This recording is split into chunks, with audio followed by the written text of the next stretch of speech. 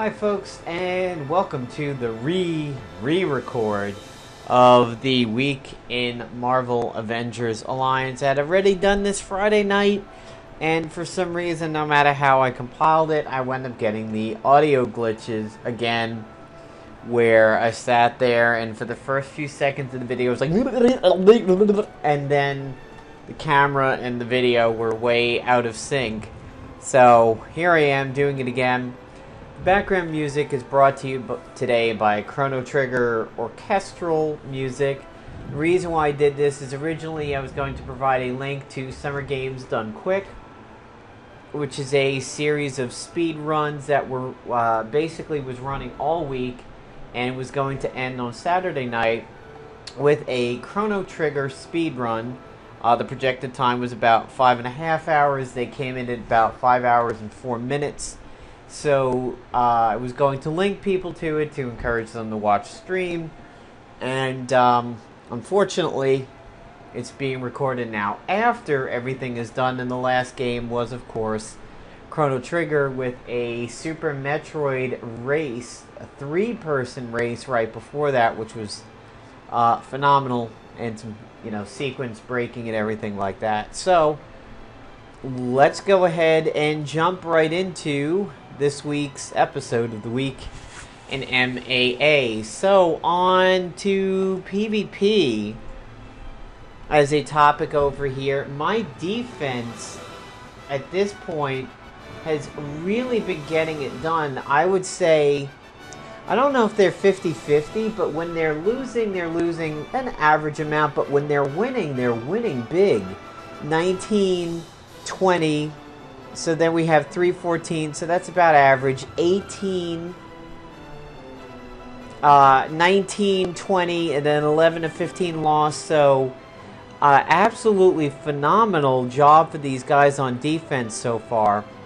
I had one offensive loss that was a very strange match against a Pesty and Red Hulk. It's one where I outclassed the team. Shouldn't have lost, but Hafe went to heal up everybody with his 9 and his 6, and he exhausted on his 9, which made no sense. But I think what happened is Red Hulk might have thrown the Gamma Bomb and chilled him, and then when the agent used his weather control device, Hailstorm, it probably froze him in place. So here we are with a Pesty Enchantress team that does outclass me, and I have good turn order that I go before Enchantress and can proc her combat reflexes off of my agent. Soon after that, Molly goes, so I have a choice. I can either attempt to stun them or bank on the hopes that she can tantrum properly. So I'm going to attempt to do the tantrum. I have not really fought a lot of worthy opponents yet in this PvP, and this is definitely one of them. And holy shit! Wow, that was a huge hit on Hafe over there, and I'm taking some really big debuffs. So, oh, that was a slight misstep. I should have gone Exhausted Emerald Prism. Well, we're just going to go ahead and try to get Enchantress pissed off at me, which Iron Fist will jump in on.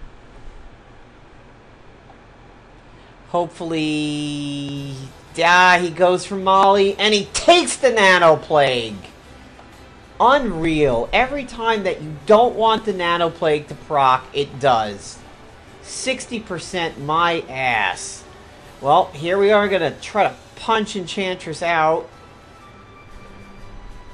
Which, she's stunned, and we get to go into the tantrum after all. Not really too sure how that happens, because she, as you saw in one of the other videos, did not get her tantrum properly. So the good thing is here, we should be able to... Does Enchantress have thorns? Well, it doesn't matter if she does, because she didn't get a chance to use any magic. So as long as we take her out now, we should be sitting pretty. Alright, so Enchantress is dead. Now at this point I can go for Mr. Pesty to set us up for a clean if we need it. Now unfortunately at this point in time I'm not running the cube, and that did happen to make a Pesty and Enchantress fight earlier on in the season where I had outclassed the team last a little bit longer than it could have, mostly because they were heavily debuffed and set up for a very good Atom Smasher at that point, but I didn't have it as I have the gauntlet in. Later in the video you will see how crazy the gauntlet can be with a special team up. And so Pesty lives with a sliver, so may as well van them down. And the agent doesn't look like he's going to retaliate with anything over here, so we will just pound him out. So it actually is not a bad thing that I skipped the prism, as the prism would have had no effect on her anyway. We got lucky with Scrapper Hafe in-capping Enchantress over there, and she should be able to maintain the stamina to take them out. Luck and turn order. And the Mandible didn't really come into play in that match, but it does sometimes. So I'm going to take you guys over to the simulator and show you this very interesting team up that has been doing a phenomenal amount of damage. And they are literally, I'm just going to call them Team Autopilot, because they do work strictly by themselves. It's an absolute killer team up. So as we're setting this up over here, let's talk about the week. The AntMan Spec Ops ends in a few days. Don't know why it dipped off of that, but okay. So it seemed to want to come off of full screen there. So if we take a look at the missions, we will see that today's mission was Gods Only, which I didn't get around to doing it, and it was a lockbox. Here on the Spec Ops, 4 days remaining. The only item I have left to... What? Okay. The only item I have left to get is this gun, which is the Honor. I have 3 bug zappers, and I have everything I need over here. My Pym Components, I believe, is going to be at 11 of 16. Since I'm still farming for them and no real drops at this point in time, I'll just be farming it out rather than golding it out over here. And that's how that is going at the moment. So for PvP, man, $1 a week off between them just still kills me. I mean, we have content, and the fact that Necrod is going to drop in here potentially in the middle of the season could really, really mess things up. And people who have Mockingbird at 14, from everything that I'm hearing, are going to have a huge advantage. Friend of the channel, Stormbringer, who I chat with a lot on Facebook, has been pasting in these conversations from a part-time dev who played on that does some beta testing for them, and then has seen Necrod in action and has been saying absolutely tremendous things about what she's going to be capable of and what a force she's going to become. So I need to change things up slightly over here and bring in the Roscoe.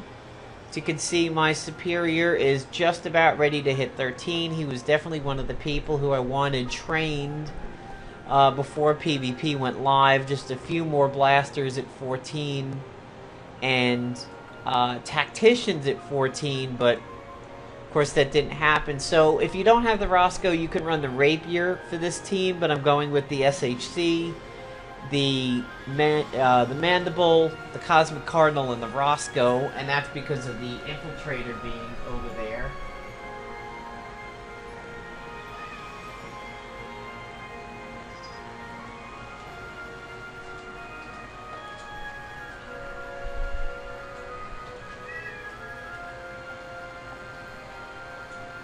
practice.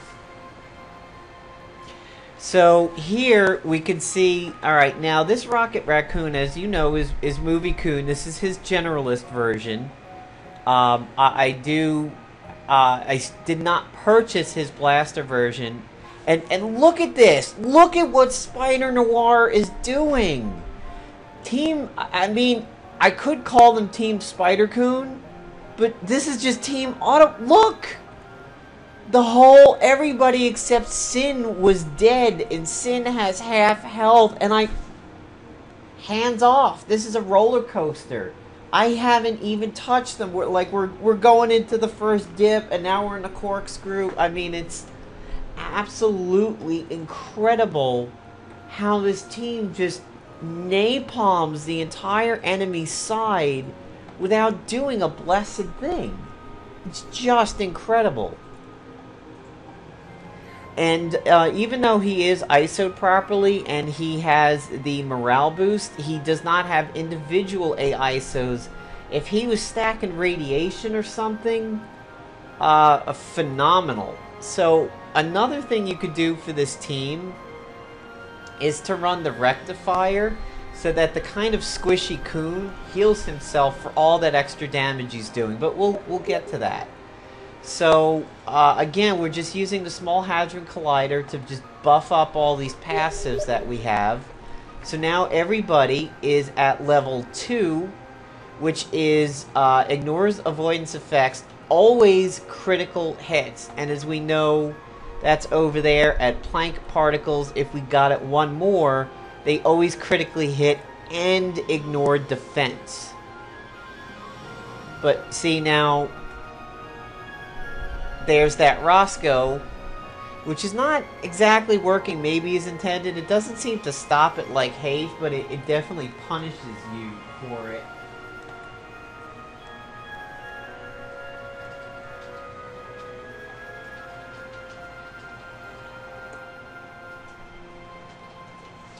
Alright, so let's just go through this one more time over here.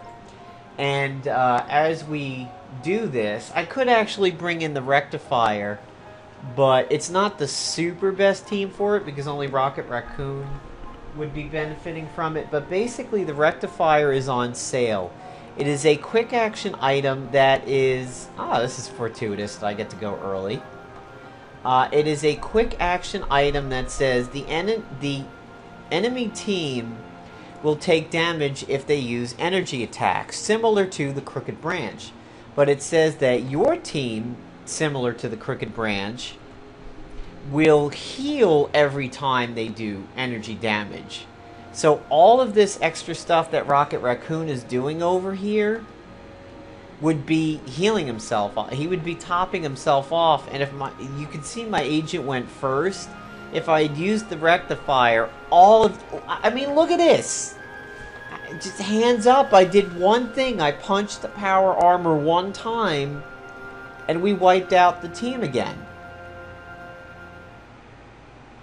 And what's really interesting about Spider-Noir is he has the ability to essentially team up on every single shot fired. So that because Rocket Raccoon counters with an AoE, he can pop and here goes the Roscoe, so this might pull somebody into it. Well, unfortunately doesn't. He can pull shots on every single person that an AoE counter has followed up on. So if you have people like Shitterstar or Gorgon or Rocket Raccoon that, you know, AoE, or Star-Lord is another one with spray and pray, he's capable of hitting every single person that was smacked with the counter or the follow-up, which makes him potentially very bright and just super peppy. So there goes Sin, taken out by a huge hit. We'll go ahead and aftershock these guys again. which of course will piss off the Infiltrator, which may lead to a Roscoe, which may lead to a Spider-Man, which may lead to a Rocket. You can see that Roscoe's doing rather solid damage, so now we have a Blam from Rocket. And there goes, see, there he goes again. That's exactly what I was talking about. He is following up on everybody hit. And he has the potential to. I mean, that time he only did one, but... so there's that really solid hit over there. I mean, it was not a lot of damage per hit, but it was a lot of hits, so that adds up. Just a killer team. I mean, I discovered this team because a few days ago I was doing that tech daily, and I was using Rocket and Chase. Oh, I have to move him back. I was using Rocket and Chase, and I was watching all the extra attacks. I'm like, man, I bet you Spider-Man Noir would love to get in on this. And I was leveling Spider-Noir for just a few extra battles for him to train. And I was like, hey, you know what, everybody else is on the deck right now. I'll just bring Rocket Raccoon out with him. And they just wrecked face. They went through mission 2 over there like a hot knife through butter. And it was absolutely incredible. So give me 1 second here. I just have to respond to something real quick.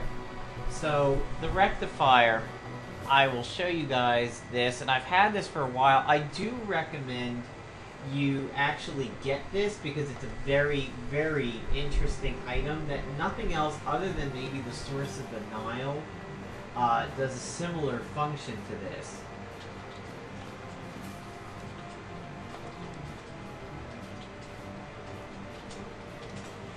And as you can see, it's quick, it's subtle. All enemies get the energy feedback. You get the Rectifier. And the other thing that's really good about this is you have a guaranteed hit and an increased chance to crit. So, where this happens to work really well for are people like Havoc, people like Rocket Raccoon. Carolina Dean also has some really good energy attacks over here. Everything she does is energy, so you're guaranteeing her hits, and you're jacking up her crits. Destroyer's got some with the disintegration beam, and the obliteration wave. Victor really doesn't have... well, yeah, okay, he's got energy too. So Victor and Carolina would really enjoy using that, because of the fact that, and they also had the runaways, so they would get that passive of try not to die. That's pretty good. Nova can actually make use of the Steps of Shaolu and the Rectifier, because aside from having energy, he also has melee. So you can jack up both of his aspects really heavily. One of the people that I'm surprised does not have a lot of energy, and that was actually Star-Lord. I really thought a lot of his attacks would come in as energy, but they don't. Deathlock only has one ability for it. I'm going to go ahead and check Iron Patriot. I wanted to see if how many of his are considered energy. Believe it or not, Archangel has an energy over here in Famine, and that's why I have radiation exposure on that.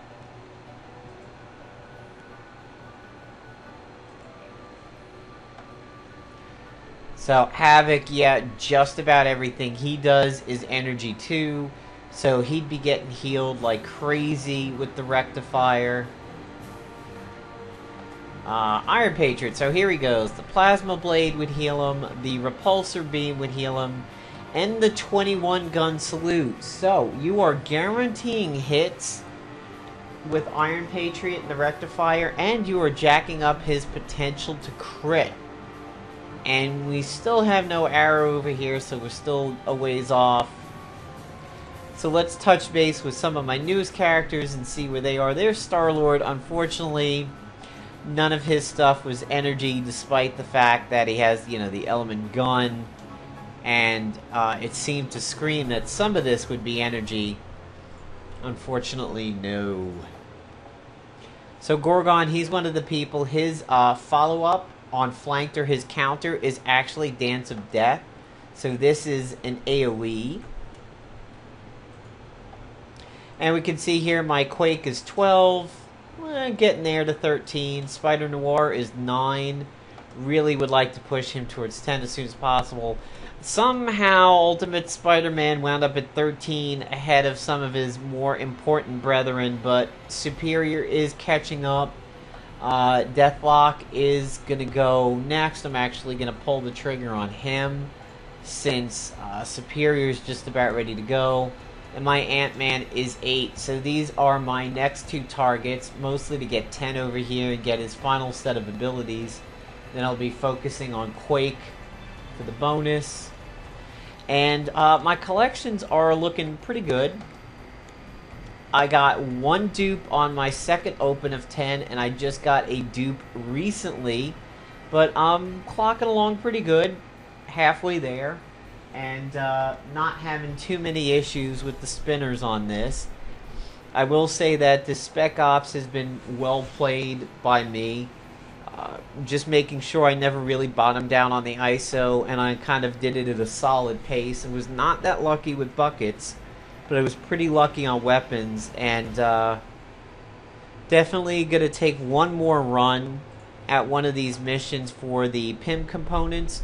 I will probably, even though it's already been 5-starred, I will probably go for 2 just because this will be components and a weapon that I need. And I may eventually bounce back over here, but I already have the pincer, which I haven't used yet. So I'm looking pretty solid over there.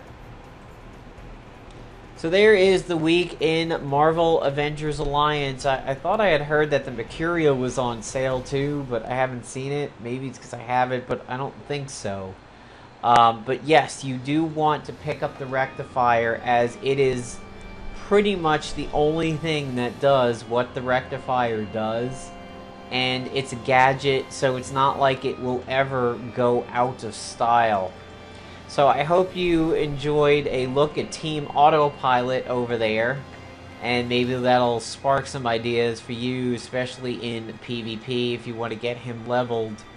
And they don't necessarily rely on debuffs, which is really good. They just go. I mean, Hafe will punch out some of those extra attacks, but with his ISO, he's only going to do the first 3, and then he's going to fall asleep. If he doesn't have the ISO, he may or may not interrupt you. So, hope you enjoyed the video, and take care, everybody.